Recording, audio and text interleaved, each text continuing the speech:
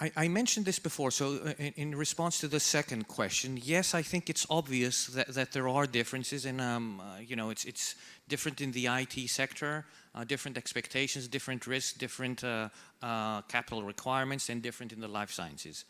I think what I'm finding very interesting, and I discussed this with Jean-David and also with Marita yesterday, and I think it's food for thought for us going forward, is this second wave of innovation that we're going through. So again, back to history, our company started having developed a certain capability, a systematic discovery software, looking at big data, finding gaps and non-obvious links, and that's how we link, let's say, new diseases with drugs and so on. So we defined ourselves initially as a platform sort of company. We were a platform company. Then we said, okay, let's become more specific. Let's define ourselves as a biotech company, because at that time, platform technologies were falling out of grace. And this, I think, is also an important point to keep in mind in the community. I mean, also in the banking community, the financial, that we're all subject, I think, no one is immune to trends, let's say, and what is a fashionable concept. So I think right now we're talking about unicorns and startups. Before we were talking, as I said, about platform technology, what's good, what's not good. And so I think that has an effect on potential beneficiaries. So when you go to the bank or to an investment sort of company, if you happen to be out of phase with what is à la mode, you might face more difficulties than would be the case otherwise. What I'm seeing now is going forward, so we're talking about these new value chains. So we have been doing the drug repositioning, but we're thinking of new uses for our technology. So obviously, not obviously, we're using big data. We have been using big data. Now more people are talking about big data.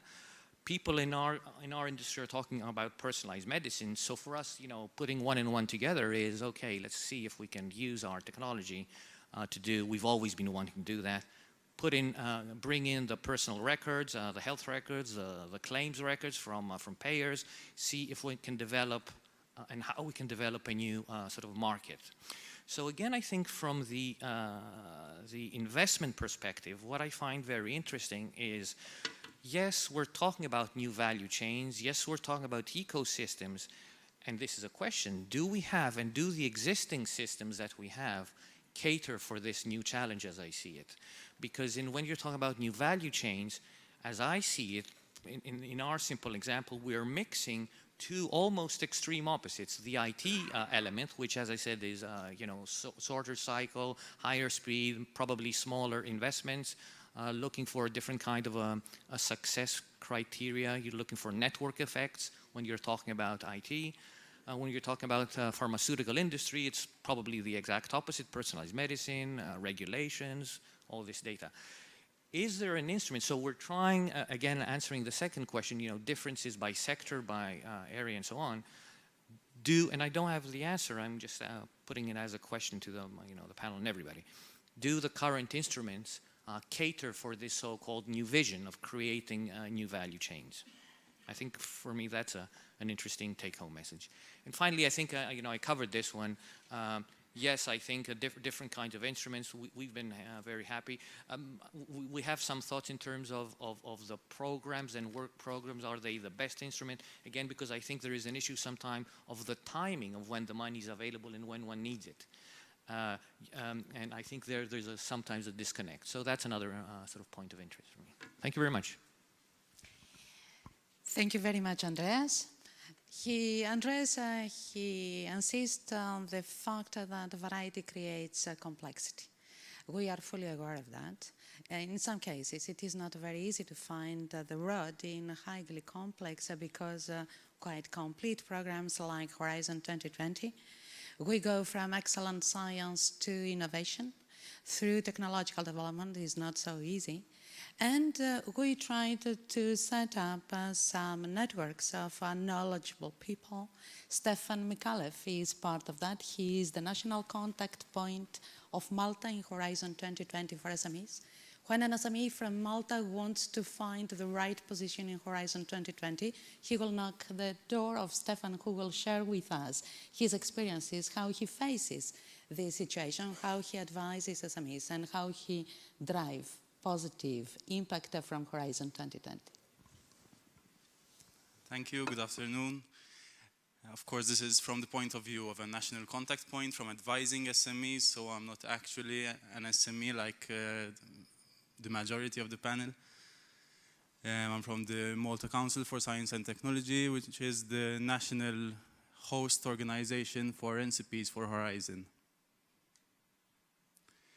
These are some of the barriers we see in some of our SME clients when they approach us with an idea, sometimes an excellent idea, to apply for funding. More often than not, the idea is not excellent, so we may actually discourage them from applying and perhaps seeking more suitable sources of funding to cater for their needs. One main barrier that is mentioned by the majority of our clients is access to finance. In fact, it is the first step and the reason for them approaching us. They want grants. And this is another point. We've been speaking about loans for 2 days, but in reality, most of our SMEs are looking for grants to start off. Of course, they would be interested in loans as well. And sometimes it can make sense because it might be a bit faster. It depends on what sector we're talking about and what their idea is and how long it's going to take them to reach market. In fact, time is another critical aspect. It's always a race against time, a race against competitors. Will my competitors get to the market before me? How long is the application process, and when will I get a reply? At the same time, having no guarantee of success due to even low success rates, unfortunately. Innovation management is another aspect where some companies, although they're sometimes well established, but have no proper innovation strategy in place. Resources. This comes into play with smaller companies, which is the reality of most of our economy, where they cannot afford to allocate a number of personnel for proposal writing for a month, for example, with no guarantee again. So then they would need to turn to consultants, which is also a good option. But then they may be scared of consultancy fees and other hidden fees, again with no guarantees. There's a fear of bureaucracy again, although SME instrument has been streamlined and the application forms have been shortened, but perhaps they are not well informed about that. There's a confusion due to the multiplicity of programs and products. Even perhaps when it comes to Innofin, there's a multitude of products out there, so when you actually look up online, you get confused. You don't know which product you need to look at, so you actually need to know where to go. You need to go to your financial intermediary to be advised accordingly. And there's a fear of sharing information as well, how much information the company can share, especially when we're talking about high potential innovation. Because there's the risk of someone stealing their idea and running to the market with it before they can. This is a representation of the innovation life cycle. Innovation can happen on 4 fronts. It can happen in terms of product, in terms of services. We've heard of escort services earlier today, so it can happen there as well. It can happen in terms of process and the business model of a company. And this can vary greatly depending on sector. For example, we have low, medium, and high technological intensity sectors. And normally the high technological intensity sectors tend to fare better at all stages of the life cycle. And also, in different sectors have different proportions of their R&D and I spending in relation to their turnover or value added. This is another risk. An SME with high potential innovation being taken up by a multinational corporation. So it could be a risk, it could be an opportunity to be questioned, but very often they're snatched up right at the start before they can actually see what the potential of their innovation is, because it's actually before it reaches the market. As part of the services, as part of the whole structure of the program, there's a network for SMEs, a network for NCPs, National Contact Points, that has been formed recently, only in September 2016, and will be running for 2 years. It's called Access for SMEs, and its role is to actually support SMEs interested in the Innovation in SMEs work program and other calls related to SMEs under Horizon 2020. At the same time, it also makes concrete links with other existing platforms, helping SMEs that have been awarded the Seal of Excellence through the SME instrument, so their proposal has been ranked high on the list. It has been deemed as excellent, but has not been funded due to insufficient funds. So we are putting them in touch with the Euroquity platform. We had speakers from BPI France who are actually also partners in the project. And the beneficiaries get free access, so they can create a profile there and get a stamp saying that they have a seal of excellence. They're also producing a guide for SMEs about accessing financial instruments, so to reduce the confusion about the multiplicity of existing products on the market, and also with tips on how to approach investors. And it's also involved in organizing brokerage events to match SMEs and investors. Just a quick look at the local scenario of Maltese SMEs participating in SME instrument. These are phase 1, actual number of submissions from Maltese entities. These do not include resubmissions. Apart from the numbers seen in the pie chart, there are also another 19 resubmissions. The Maltese success rate in terms of Maltese submissions alone is 5% success rate, but this takes into account the resubmission. So if we see unique proposals, it's actually 10%. And in comparison to the EU average, success rate of 6%, we are faring quite well, I believe. Under phase 1, we've achieved 2 grants so far, and they are in the fields of ICT, and one of them is ICT and fisheries. And this is a quick look at phase 2, where we have 1 beneficiary under security, that is cybersecurity. Thank you. Thank you very much, Stefan. Very good, very promising participation of Malta to SME Instrument. To remind you, it's an extremely competitive program as an instrument. We have received, since its launch in 2014, more than 31 applications. It has a very low selection rate in both phase 1 and phase 2, not because budget is low, but because number of applications is high. And believe me, we have very good projects which are resubmitted because they have not been selected, despite the recognition that we have them good projects. But I'm looking towards Asje Benguencha, who theoretically could have been a beneficiary of services of Stefan.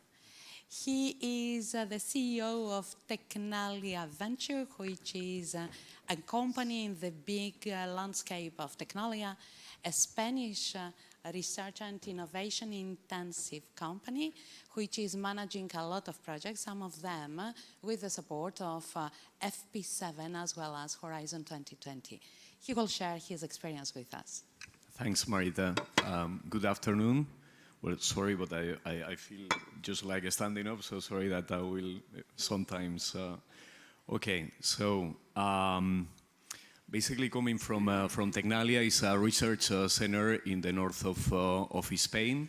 I'm going to share with you some quick figures about the organization. Actually, there are 1,250 people, around 1,000 are researchers, and around 30% are a PhD. We have a high ratio of patent applications.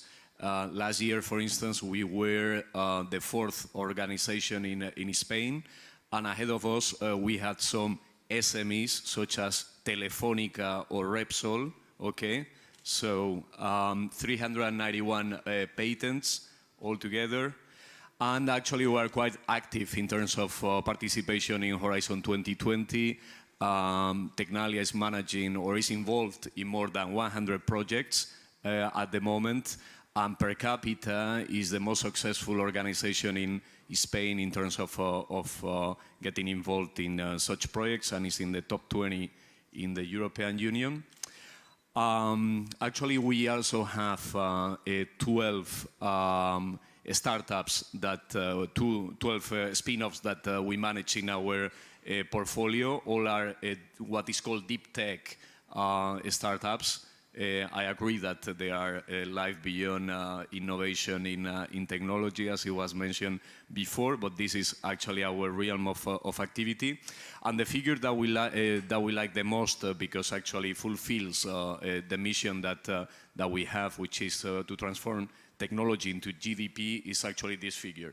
This is basically the aggregated revenue of our portfolio companies and the companies that we have exited over the last 3 years, which amounts to over 33 million euros in revenue, more than 250 employments created, and all of them concern companies that are selling globally. All are based in Europe and are fast-growing companies. So this is actually what we're trying to do.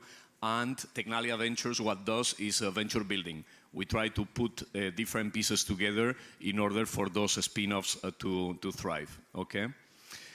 Okay, first question was about issues concerning SMEs. Well, the first one is something that rather as a venture builder, or even by talking to some investors, which are important in relation to the SME scenario they mention about. I think that we've seen very good examples of entrepreneurs. We have Andreas on the panel, Jordi's been talking before. There are different people here in the audience, but yet, you know, we struggle sometimes to get well-rounded teams, which means that oftentimes what happens is that we get SMEs with a lot of like tech profiles, hard to find the sort of CEO who is someone who is going to sell the company not only to clients, is going to sell the company, as Jordi mentioned, to attract talent. People could be working for bigger companies, but it's hard to entice them to leave the big companies and actually work for a small company. You know, they entice also investors to invest. These type of profiles that actually generate all this enthusiasm around an SME are not easy to find, and sometimes they are perhaps disconnected. I'm going to get to the connection point. Also, it's very important specialized talent.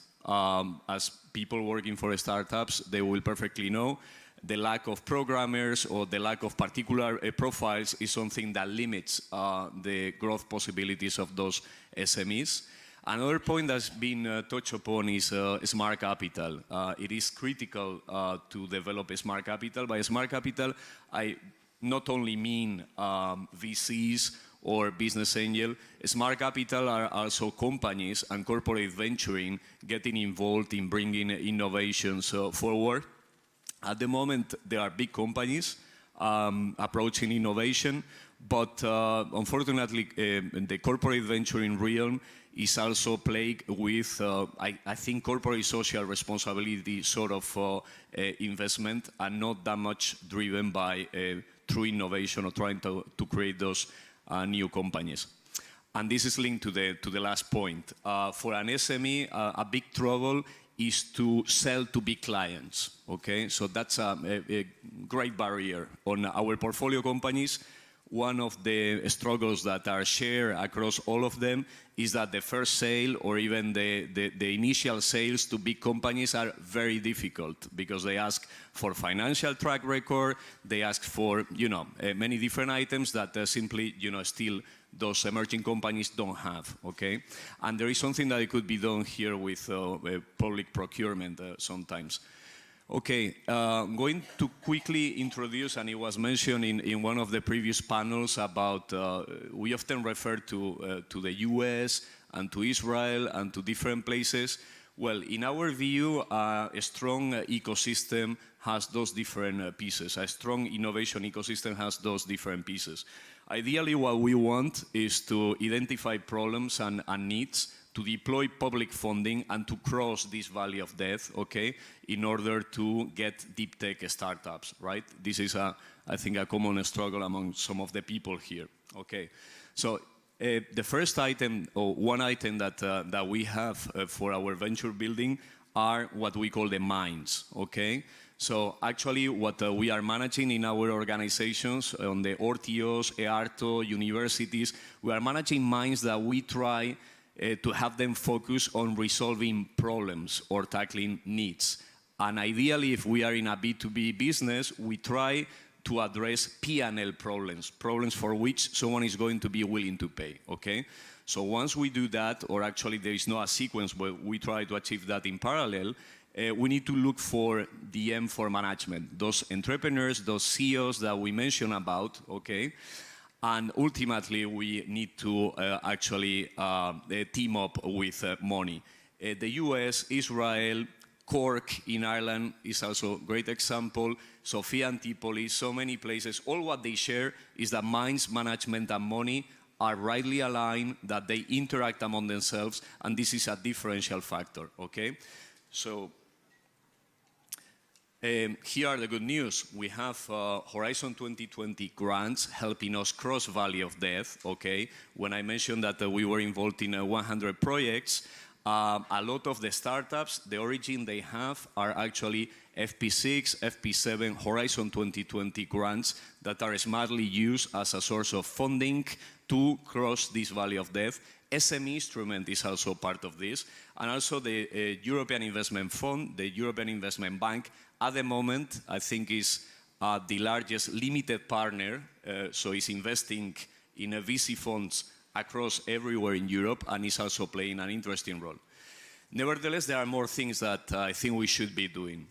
When we deploy instruments, we need to deploy instruments with a view to the ultimate clients, which are actually companies and investors.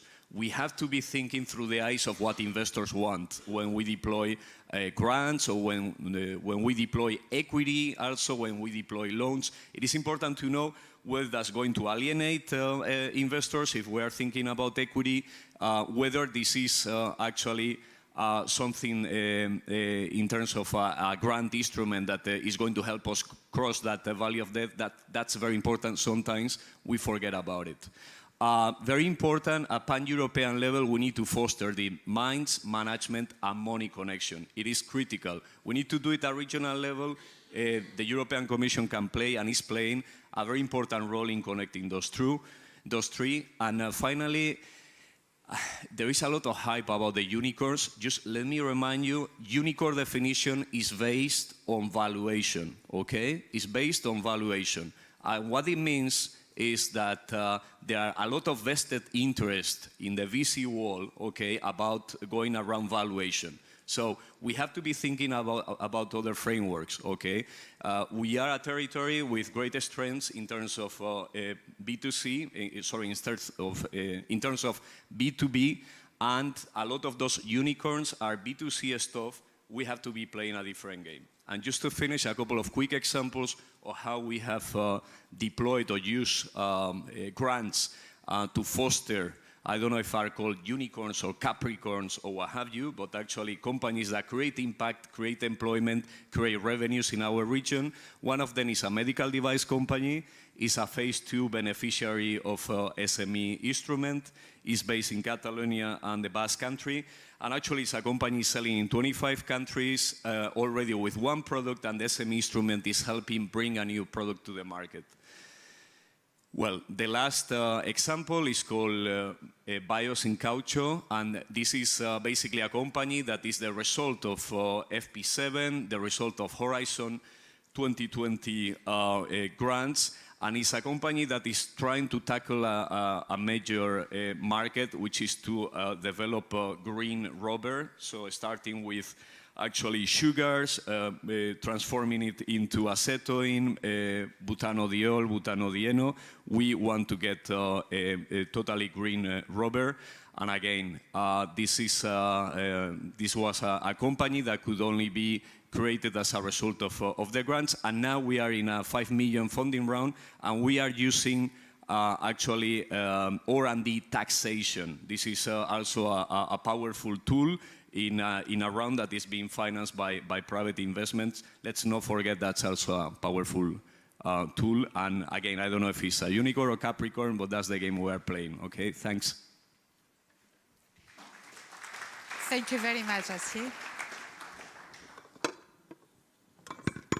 Thank you very much, Asier. It was a passionate presentation on the extreme variety of needs of SMEs. It is not grants against financial instruments, it's both, because they respond to different phases of innovation and go-to-market, and they respond to different needs.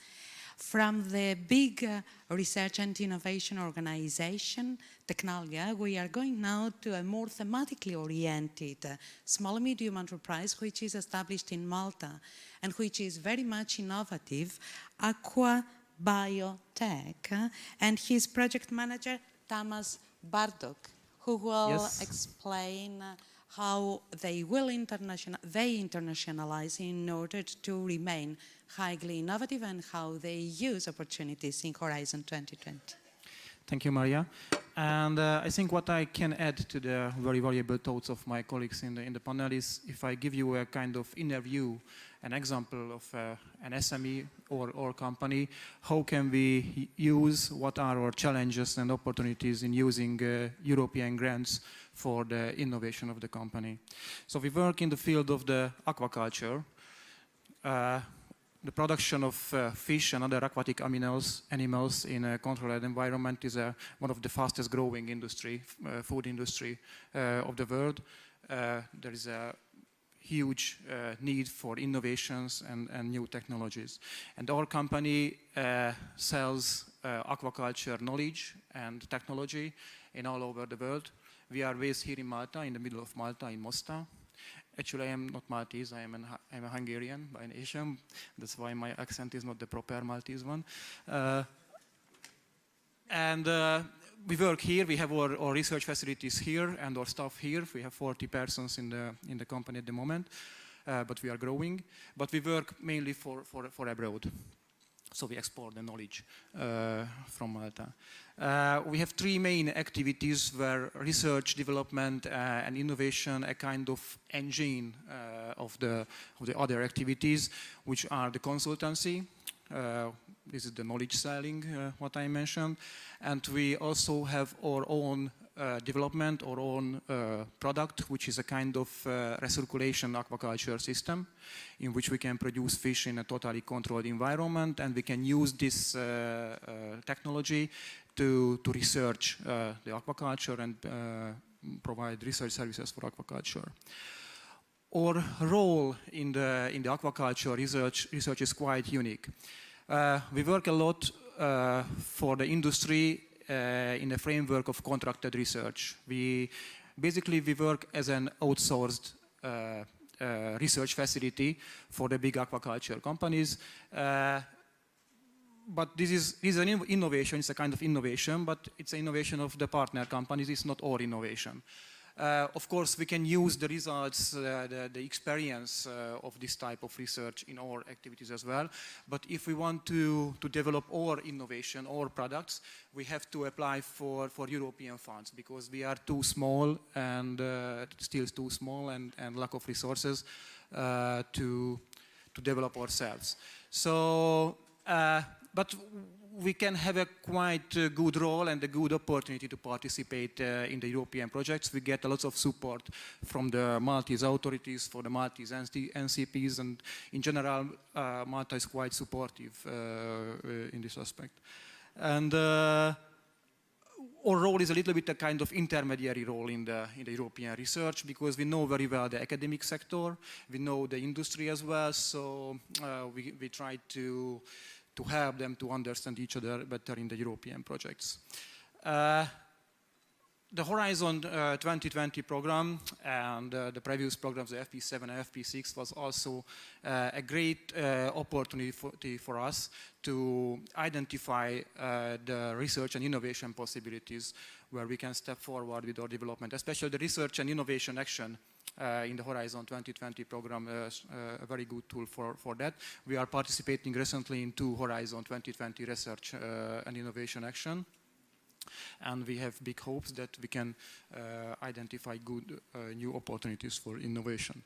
The innovation action of the program which is where the aim is mainly to bring the new ideas closer to the market. But our specific problem here is that we are working in a small industry, and in this small industry we often have to work together with our competitors in this program. So it's not the best tool for us to bring our own innovations to the market. The SME instrument would be designed for that. And we plan to use it and use this instrument in the FP7 program already. I think it was quite a successful project. But here, the innovation needs a certain level, a certain TRL level already, to be able to apply for this grant. I think there is a small gap in the system, which was discovered by many countries, and many European countries provides funding for the SMEs to fill up this gap and develop their products close to the market. But there are big differences amongst the European countries how they support their SMEs, and this often creates a kind of slope on the playing field, I guess. A good example for this is the application of the state aid rules in the different countries. In some countries, SMEs are strongly supported for the research activities, at least. In other countries, this is not the case. This is the case of Malta, for example. So this is our experience in the European programs, and we hope that we will have more experience in the future on this field. Thank you very much, Thomas.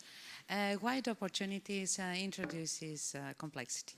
We are half an hour in late, and I apologize for the closing session of our conference, and we will be not in a position to take more than one question, if any, from the audience before I will give the floor to the end of conference speakers. It was everything very clear. Everybody understood well how does it function, the system? Yes, please.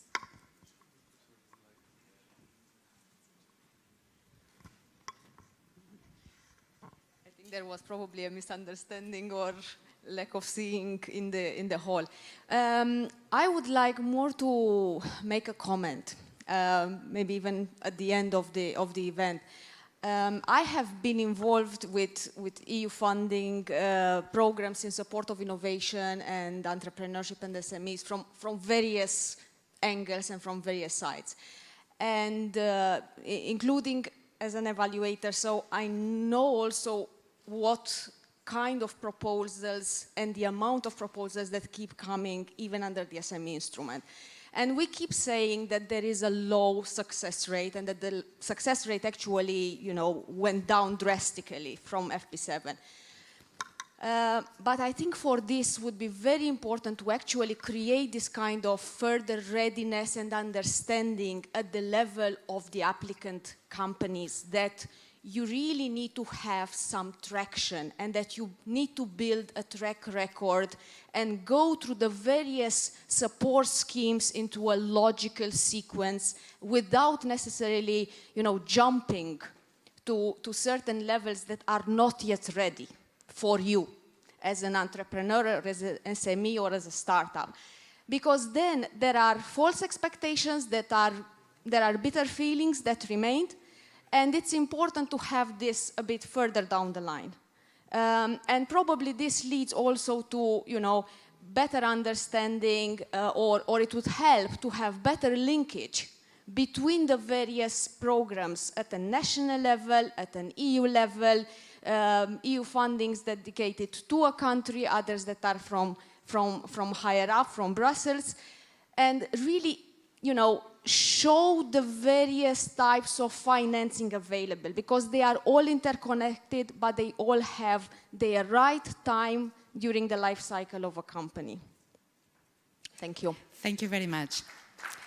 With the risk to be accused that we introduce additional complication, I would say that these last years, from the 6th framework program and onwards, in the European Union, the various services, not only for Horizon 2020, but also for COSME, we have set up a national contact system, and we use also extensively for SMEs the Enterprise Europe network. Stefan was referring to this recently signed contract for NCPs on SMEs, and they have a vital role because they have a direct interaction with NCPs on access to risk finance on the one hand, with the thematic priorities in Horizon 2020, with ENs, and with COMS and COSME.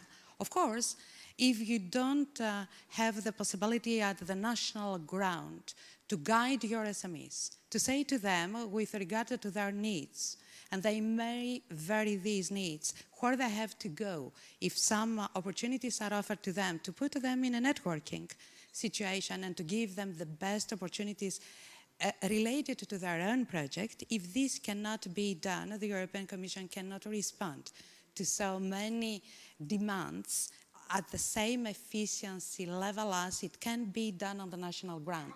You, the nationals, you know better than everybody your driving forces in SMEs.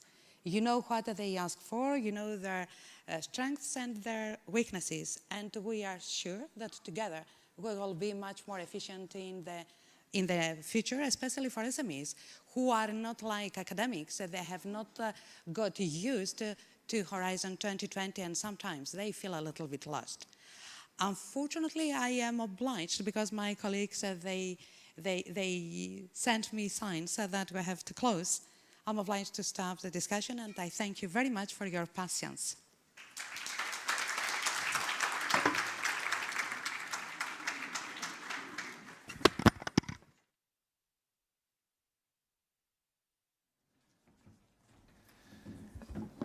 Thank you very much, Marita, and thank you very much to the speakers for this very interesting and fruitful thought session. We are coming to the end of this event, but we have a special guest at the very end. Unfortunately, he was not able to participate yesterday to one of our sessions because of family issues, but nevertheless, because he is very dedicated to this type of event, he participated already several times, he decided to join us. So I would like to give the floor for an additional 5 minutes, and I promise that after we will close and you will have the possibility to go to lunch. I just would like to give the floor for 5 minutes to Thibaut d'Anjou, just for a few words regarding innovation in access to finance and a new approach to this issue. Thibaut.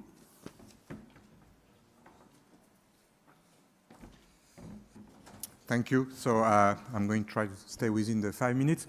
I'm based in Asia. I've been in Asia for 25 years. And our company, Export Enterprise, is developing digital platforms to introduce that we sell to banks to help doing matchmaking between banks' business customers. So as an example, if you're a Santander Cup business customers, you can go on the platform and have a matchmaking opportunity with another Santander business customer.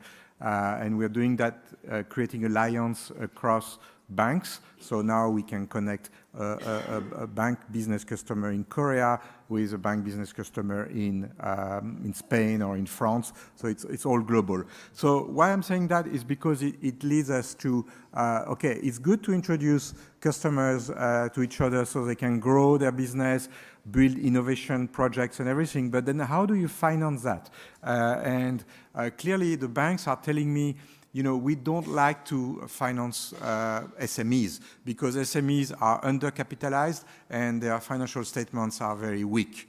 So then at the same time they say, but you know, we see a lot of SMEs which have very poor financial statements and cash situation, but great customers. And that leads us to the supply chain finance issue. I was recently talking to the head of a Malaysian bank, and he was telling me that in the area of garment and timber, the industry sector is very, very bad. So no banks wants to finance them based on their financial statements. But their customers are great, and customers can be, one example was Adidas in Europe or IKEA also in Europe. So then the bank could actually finance against the invoice to those customers. But the problem is counterparty. You know, they don't always have the proper counterparty and in Europe. So then it leads to, why don't we work on building platforms that allows to assess an SME based on those transactions. So it would be maybe like a type of scoring platform, and let's say any SME could actually upload their transaction, their invoices, and then it will create a kind of data pool that will create a score. And then if we see that that SME is selling to, let's say, Adidas in Europe regularly, payment is regular, everything is going fine, then that builds a score, a bit like the FICO score that we have in the US for individuals. And then banks will say, okay, based on that score, it will be much easier for assessing those SMEs and basically providing finance. So I don't want to take more time, but the idea is to innovate in access to finance using supply chain. And now I think we have the technology with big data to do it. That's it. Thank you.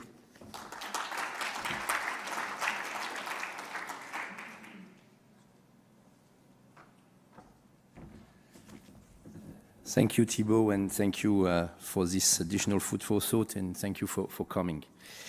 I just now would like to give the floor for the conclusion to Jeffrey Bugeja from the Maltese presidency. Jeffrey.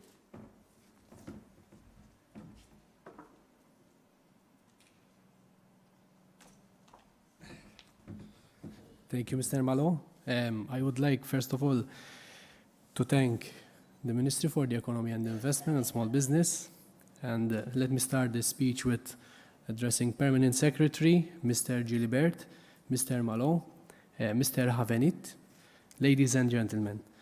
I would like, first of all, to thank the EIB Vice President, Mr. Fayol, all the speakers and moderators for having been with us during this eventful conference. Let me also express my gratitude to colleagues at our Ministry of the Economy, Investment and Small Business who have incessantly worked to make this event a success. Last but not least, I would like also to thank each and every one of you who as participants took an active interest in the proceedings of the conference. And most of all, I would like to thank Julia and Ignacio for their wonderful work. I believe that this conference has delivered a very strong messages with regards to the practical support that the EU should convey to innovative enterprises throughout their entire life cycle. We have witnessed how national promotional banks can support investment policy, whilst in the area of access to finance, we have heard about the contributions that a wide range of financing and advisory tools can assist innovative companies. To name a few, like financial instruments, alternative sources of finance, like crowdfunding, business angels, equity instruments, loans and grants, like COSME and Innofin. This wide range of supporting tools help innovative enterprises place their research and innovation into the market. We are all aware that this in turn will lead to a tangible return on investment, economic growth and competitiveness. The European Commission has been instrumental in collaborating with the European Investment Fund and the European Investment Bank to create a wide range of financing tools. One must praise the continuous work and effort done by the Commission together with its partners to achieve the results we have witnessed during this conference. Clearly, this conference has shown that the need to go one step further. We need to build a collectively an open assessment system for innovative projects to get access to finance.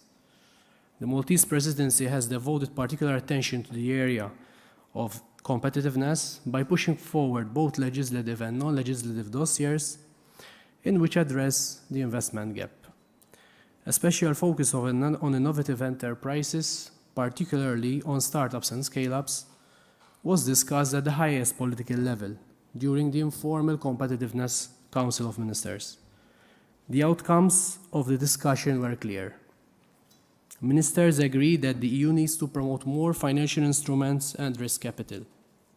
Furthermore, I'm glad to state that the Maltese presidency pushed forward the European Fund for Strategic Investments, the Capital Markets Union Action Plan, in terms of the Prospective Directive and the Venture Capital, amongst other priority dossiers. It is of satisfaction that we have played host to the signature of both the amendment to the FFA SGA and the Innofin IDFF deal. These are important milestones for the future development of EU financial instruments. The invaluable contribution of financial instruments in the current macroeconomic scenario have been amply elaborated upon by the high-level experts from the Commission services. It is, however, pertinent to note the importance of ensuring the right synergies between financial instruments and the policy objectives these tools should be serving for. The discussions held over the past 2 days were therefore not only pertinent from a substantive perspective, but also held at the right time. We are slowly approaching the start of a political discussions on the future EU budget and the various support programs for industry, SMEs and research.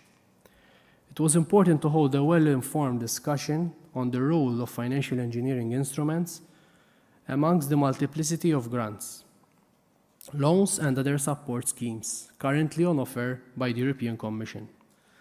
This discussion will gather momentum in the coming months.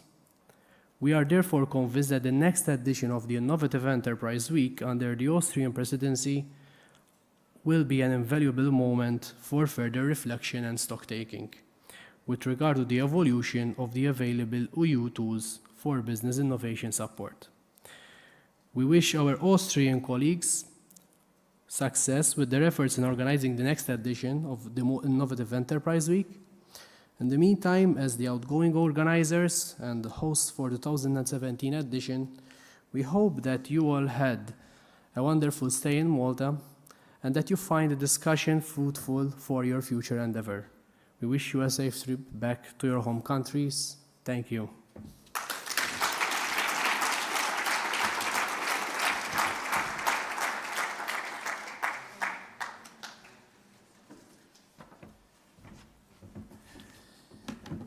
Thank you very much, Jeffrey.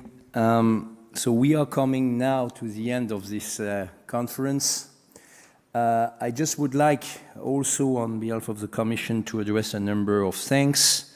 First of all, to the Maltese presidency of the EU Council, and I would like in particular to thank Permanent Secretary Nancy Kruana for hosting and having remarkably organized this event.